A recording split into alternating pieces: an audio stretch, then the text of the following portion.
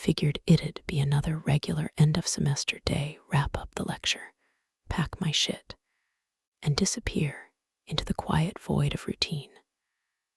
But life had other plans. William, that always intense, quiet kid with eyes that saw too much, didn't leave like the rest. No, he stayed put like gravity itself had its claws sunk into his bones. I spotted him out of the corner of my eye, unmoving, staring hard at the desk like it held the fucking secrets of the universe.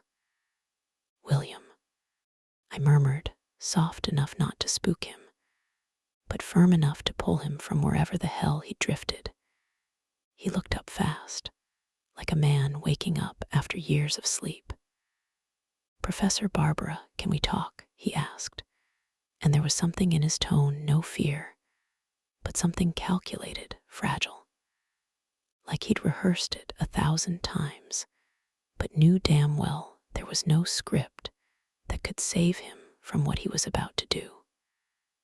I said yes, though something in my chest twisted tighter than usual. The room emptied, echoing that weird, lonely silence only old buildings seem to carry, buzzing lights and ghostly air. He didn't sit, just paced, like a caged animal with too much feeling and nowhere decent to put it. Then it hit me. Not just his words, but the way they wrapped around me like a confession that had been chewing him up from the inside. He was in too deep, and I didn't stop him. I didn't shut it down. I didn't even breathe right. For a second, I wasn't his professor. I wasn't even human. I was just a woman, raw and unguarded, staring down the barrel of some unspeakable truth that tasted dangerous and fucking intoxicating. He said I made him feel seen, alive, like he didn't have to fake it anymore. And God damn it, I knew exactly what he meant. His voice cracked the armor I didn't even know I still wore. There we were, alone, drowning in something electric. Heavy, maybe wrong, maybe not, but too real to ignore. I should have told him to go. I didn't. I couldn't.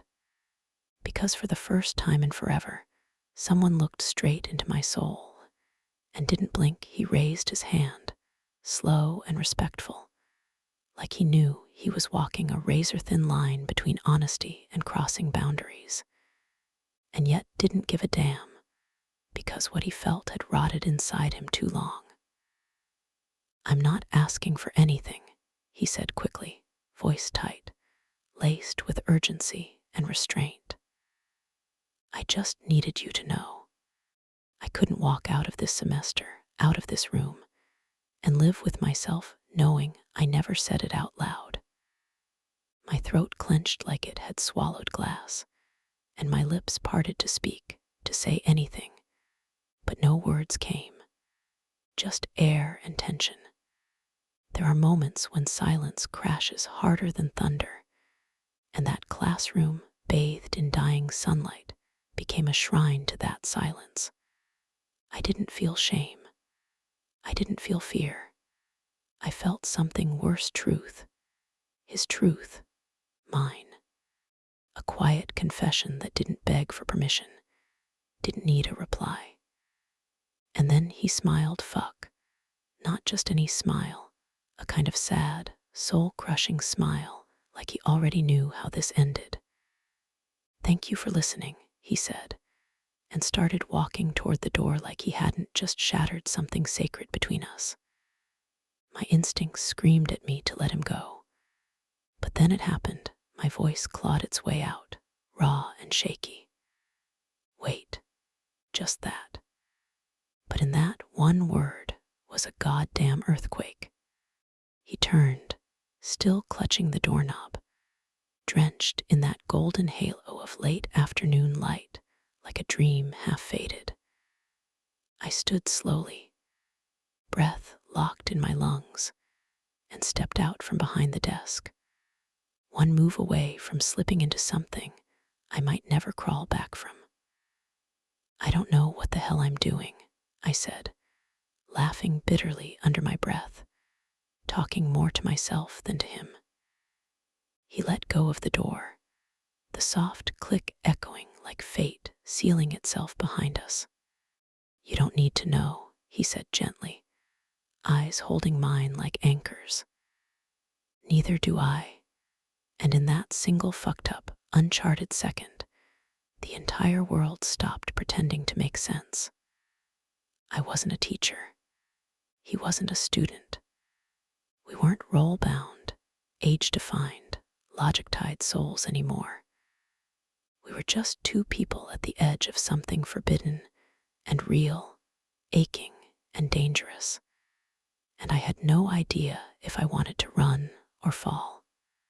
I circled around the desk slowly, like I was trying to guard what little composure I had left. Arms folded across my chest, not for comfort, but for survival. I'd spent damn near 35 years in that role: professor, mentor, voice of reason. And suddenly, none of that armor meant shit. I've watched hundreds of students come and go, I said, voice low, shaky, the words clawing their way out. Some burned bright, some faded fast. But you, William, you stayed. In my mind, in the cracks between lectures, in the silences I never noticed before you. His eyes didn't burn with hunger. They held something worse: hope. Gentle, dangerous, disarming hope. I caught it before he could speak.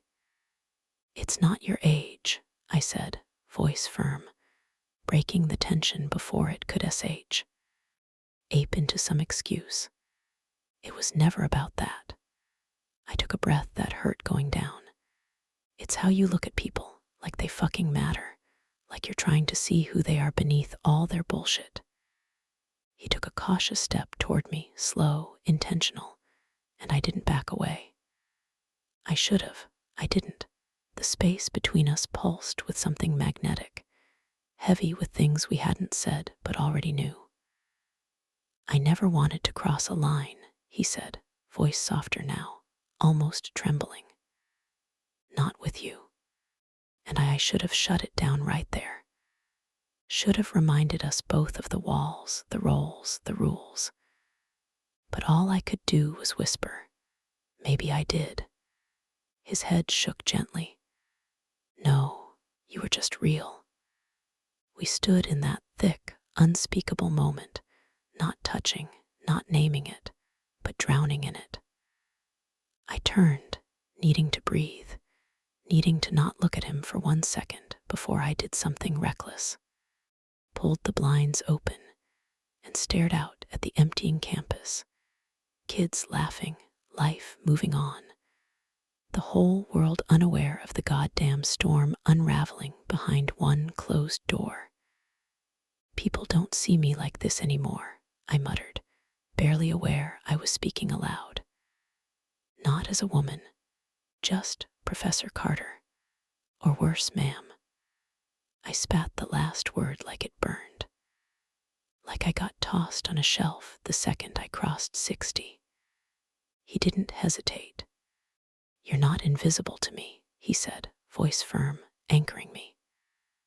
I turned, breath caught halfway between rage and relief, and saw him.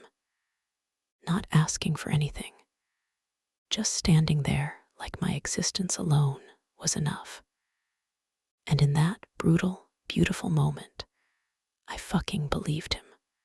I stepped away from the window, heart pounding like a war drum in my ribs, and moved slowly toward him, every step feeling like a rebellion against everything I was supposed to be. I've spent my life teaching connection, I said, voice thick with the weight of all those years, lectures about love and pain and meaning, all tied up in books and theories. Poetry, philosophy, literature. All of it about people clawing their way through life, just hoping to be seen. I stopped inches from him, breath catching as I took in the lines of his face, young, yes, but etched with something ancient. His jaw was tight, his posture steady, but I could feel it, the storm inside him, barely contained. I never thought I was still part of that search, I whispered, and his voice came back like a goddamn prayer. You are, and fuck, the way he said it, like it wasn't even a question. I felt my chest tighten, not from fear, but from the sheer goddamn ache of being understood. My eyes drifted over his mouth, the tremor in his shoulders, the way his body held back when everything in it screamed forward.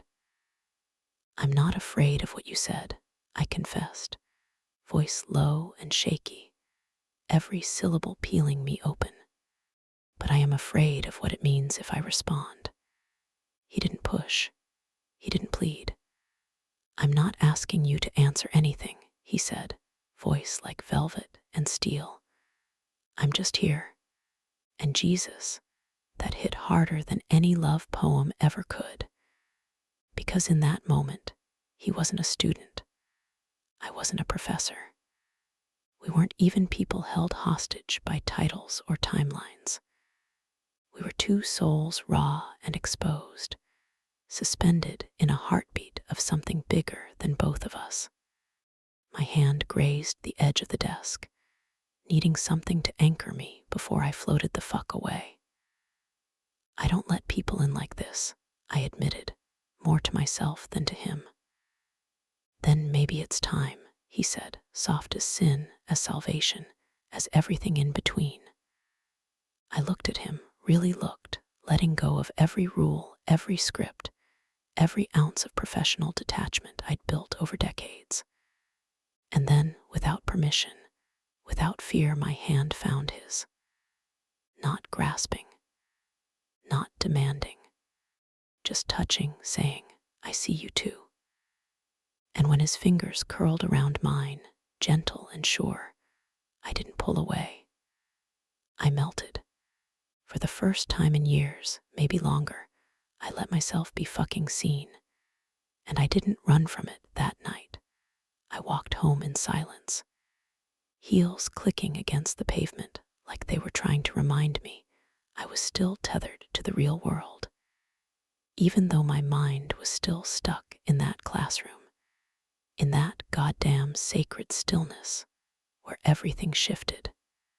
The air was warm, fragrant with late spring blossoms, but all I could smell was the memory of him, his nearness, his voice, the way his hand had fit around mine like we were pages from the same fucking book. Nothing had happened, but everything had changed. Not because he said he cared, not because he looked at me like I mattered, but because I believed him. He didn't flinch. He didn't look away from the wreckage inside me. He saw it and stayed. I barely slept. My body was restless, my skin still humming with the ghost of his touch, my mind running loops of every damn word, every silence, every impossible possibility. I stood in front of my bathroom mirror the next morning, brushing my silver-streaked hair with a care I hadn't shown it in years, as if some dormant part of me had woken up and demanded to be seen again. I didn't know what the hell came over me. I didn't know if I was losing my mind or finally stepping back into it. But everything looked different, felt different.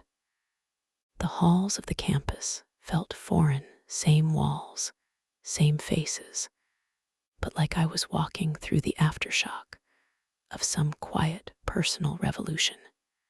Students passed by, talking, laughing, headphones on, the buzz of youth spinning around me like a carousel I hadn't ridden in decades. I smiled at a few old students, nodded at the ones who remembered me. But my soul, it wasn't there with them. It was still back in that classroom, in that burning pause between thank you and wait. In the look he gave me that stripped me bare without ever laying a finger. And then, fuck me, I saw him again. I hadn't expected to, not so soon. But there he was, sitting in my office like he belonged, like the world hadn't just cracked open and made us something unspoken. Calm, collected, but his eyes betrayed him. He wasn't sure if he should have come. You left the door unlocked, he said softly, testing the waters. I suppose I did, I replied, fighting back the smile that was already threatening to ruin my whole act. He stood, tall and unsure all at once, casting a shadow over the desk like a question I didn't know how to answer. Would I pretend nothing happened? Shove him back into the box labeled student and lock the damn lid? Or would I walk straight into the fire? I shut the door, slowly, deliberately, and when I turned back around, I didn't have to say it. My silence said everything. It's just us now. He exhaled like he'd been holding his breath from the second I walked in, like maybe he thought I'd shut the door in his face, erase yesterday, pretend it didn't mean something it damn well did. I didn't know if I should come, he said, stepping toward me, like every inch he closed between us might tip the balance of whatever fragile thing we were dancing around. I'm glad you did, I answered, words that just spilled out, completely unscripted, completely fucking true. And in that moment, I felt it. I didn't want to rewind, didn't want to shove all that messy, tender chaos back into a drawer and pretend I was the same cold, composed professor with all the answers. I was. Not anymore. I watched him walk to the window, hands behind his back like some old-souled gentleman from another time, like he was raised to see people, not just pass through them. There was something achingly beautiful in that. No arrogance, no demand, just presence. And then he spoke quietly, facing the glass. Last night, I kept wondering, did I ruin something? That hit me like a punch to the ribs. No, I said immediately, without hesitation, without a trace of a lie. He turned, face half-lit by soft daylight, and I stepped into the silence between us like it was a confession booth. I don't regret a damn thing you said, I told him. I don't even regret the silence. It told me more than you could have. And he moved closer, close enough now that I could smell him, not cologne, not soap him. Something clean and warm and quietly masculine, like cedar and comfort and danger all at once. There's something about you, he said, voice like he was afraid it'd shatter the moment. I've never felt like this before. My pulse was screaming. My mind told me to breathe. I looked up at him, the air between us thick with truth. You don't have to explain it, I whispered.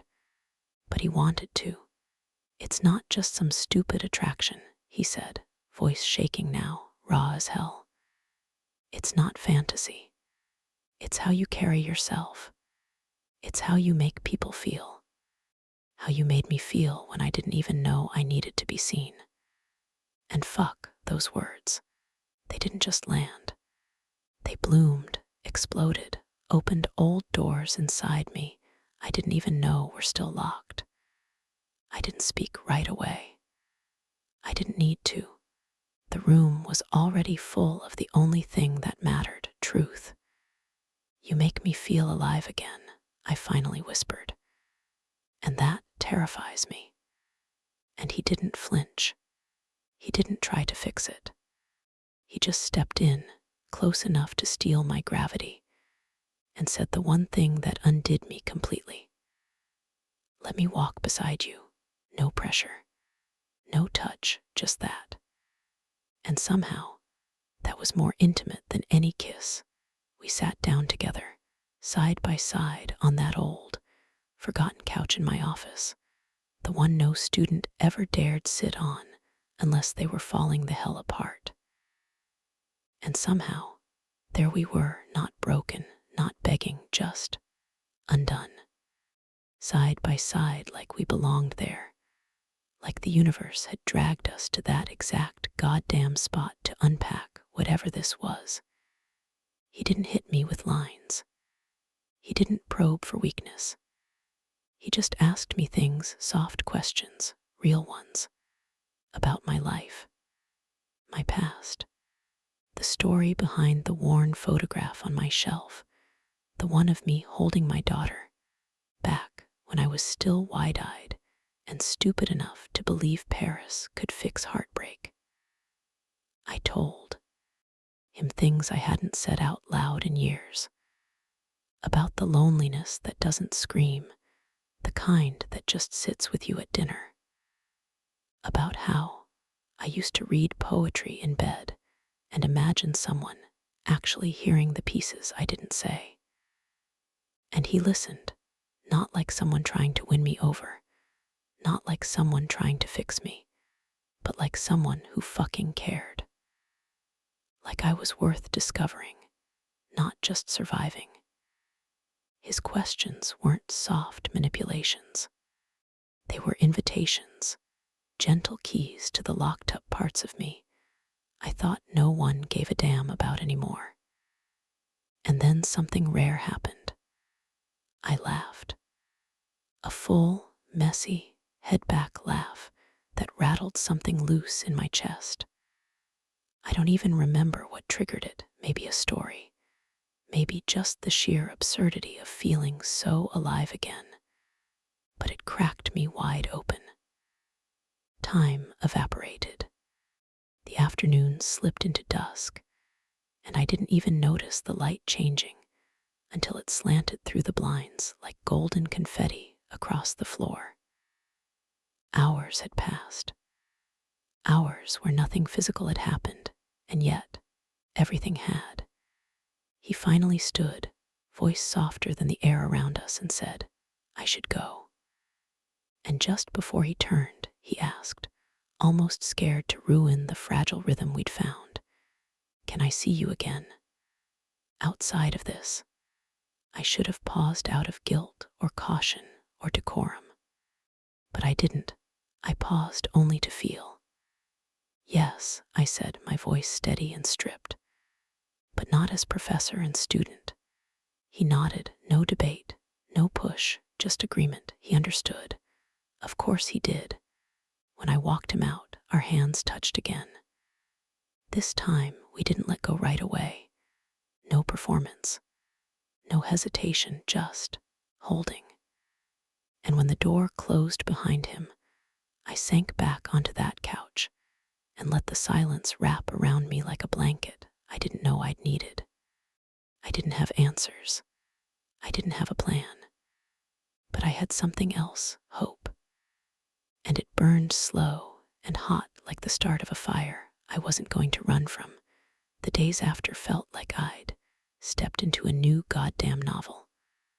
One where I had no idea what chapter I was in, but I knew I didn't want it to end. William and I didn't meet in offices or corridors anymore. Those places belonged to the world we left behind. We found each other in the quiet corners. No one was watching. A little bookstore cafe just outside town became our hiding place.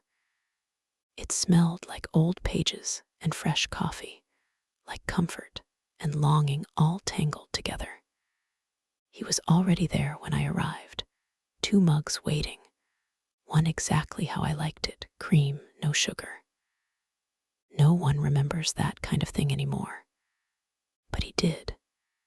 He stood up when I walked in, like something out of a forgotten time, when men still rose for women because they wanted to, not because they were told to.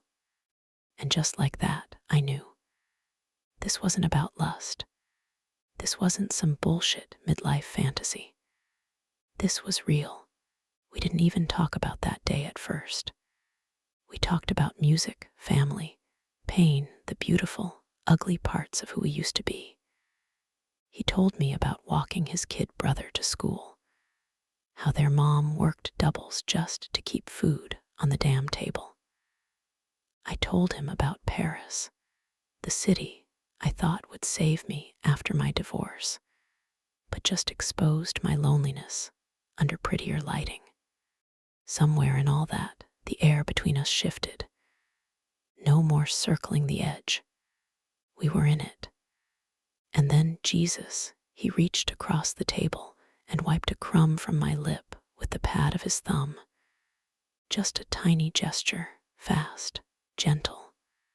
But my body lit up like it had been struck by lightning. Not because it was bold, but because it was so fucking intimate. He didn't grope. He didn't grab. He noticed. That night, he walked me to my car under the kind of quiet sky that makes you feel like the world's holding its breath. He lingered by the passenger door, fingers twitching like they didn't know if they were welcome.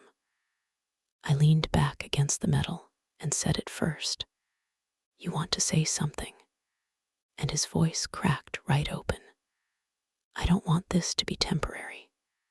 The wind picked up, blew my hair across my face like some movie moment, but I didn't feel cinematic. I felt terrified. "I don't either," I whispered, "but I'm scared of what that means." He just nodded, didn't push. Then, with the gentlest voice I've ever heard a man use, he asked, "Can I kiss you?" Not "I want to," not "I'm going to." "Can I fuck?" I didn't answer with words. I reached up, slid my hand behind his neck, and pulled him in. And that kiss, it wasn't hungry. It wasn't frantic. It was slow, curious, like we were learning each other syllable by syllable.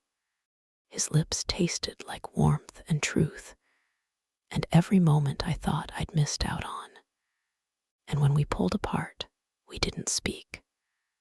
Our hands lingered, not because they needed to, but because they wanted to. And when he walked away, I felt it in every nerve of my body, this ache that wasn't sadness. It was beginning. That night, back home, I stood in front of my mirror again. Same aging face, same silver-streaked hair, same body softened bee. Why, years and grief and time, but something in the reflection had changed. My eyes weren't empty. My skin hummed like it remembered his touch. Gentle, grounding. Not a grab, not a demand, just presence. Just wanting without taking. And I didn't feel ashamed. I didn't feel foolish. I felt alive, got him it. Like maybe the story I'd been telling myself, that it was too late, that no one sees women like me anymore, was just a lie I'd swallowed too many times to notice the taste. William and I kept seeing each other, away from lecture halls and grade sheets, away from anyone's rules. Quiet, deliberate, respectful. He never once tried to possess me. Never once crossed into that toxic masculine shit that so many men confuse with strength. He was just there, present in a way that made me feel like I wasn't an afterthought in someone else's life. We took slow walks through the city when the streets were nearly empty. We shared old books and new ones, traded ideas and stories like secrets. We stayed up late talking about everything and nothing, our pain, our joys, the quiet corners of our lives no one had dared to ask about. And it had nothing to do with the years between us. It wasn't about youth or taboo or ego. It was about timing, two lives arriving at the same moment, two hearts brave enough to sit in the silence and feel the damn thing unfolding. One night, we sat wrapped in a blanket on my front porch, wine between us, stars above, the air thick with unsaid things. And then he turned, looked at me with this devastating tenderness, and said, "You make me want to grow older." I didn't blink, didn't breathe. My throat burned, and my chest ached with everything I hadn't dared to want. "You make me feel like it's worth it," I whispered. And it hit me hard how rare it is to be chosen like this. Not in spite of your scars, not because of your past, but because of everything. Every laugh line, every fuck up, every shattered piece that made you exactly who you are. He didn't want some polished fantasy of me. He wanted the woman who forgot how to pretend. And that kind of love, that kind of sacred, soul-splitting truth, it doesn't roar, it doesn't perform. It lingers, it stays. And in that moment, I knew I wasn't looking backward. I wasn't stuck trying to reclaim youth. I was walking, eyes open, straight into a future I hadn't even dared to imagine. I don't know what tomorrow looks like, and maybe that's the most beautiful goddamn part. There's no blueprint for what we found, no neat little label that fits us, no script that tells us how to do this right. But I know this. He stayed after that lecture, just that, a choice, a crack in the ordinary. And from that single moment came everything I didn't know I still needed. Not a dramatic confession, not some fantasy romance with promises dripping from lips too smooth to trust. No, he gave me something far more dangerous, the chance to feel again. He handed me the mirror I'd been avoiding for years, made me look at the woman I'd stopped believing was still inside me. And he didn't run. He didn't flinch. He didn't shrink from the gravity of my age or the weight of my history. He leaned in, gently, fearlessly. And fuck, that wrecked me in the best possible way. We still meet quietly, like we're protecting a secret that doesn't need to be hidden, just held. We talk, we touch, we listen. And we don't need the world's permission. He's never tried to rush it, never tried to own me. His presence is the opposite of all the men who tried to make me smaller to feel big. He's not intimidated by the years I carry. He's drawn to them, because somewhere in that crooked, beautiful path of mine, he found pieces of himself. And me. I stopped waiting to be the woman I used to be. I started loving the woman I am. One night, as we lay wrapped up in a silence thick with everything words can't say, he whispered, "You saved me." I turned to him, brushing my fingers across his cheek, and said, "No, love. You reminded me I was still alive." And that was it. No explosions. No epic declarations. Just truth. Quiet, steady, unshakable. I don't know how this ends. I don't care. Because for the first time in a very long time, I'm not afraid to keep turning the page. I'm not afraid to be loved now, as I am, with every scar, every line, every broken piece. Because someone, this man, looked at the mess of me and didn't walk away. He stayed. He listened. He saw me. And I let him.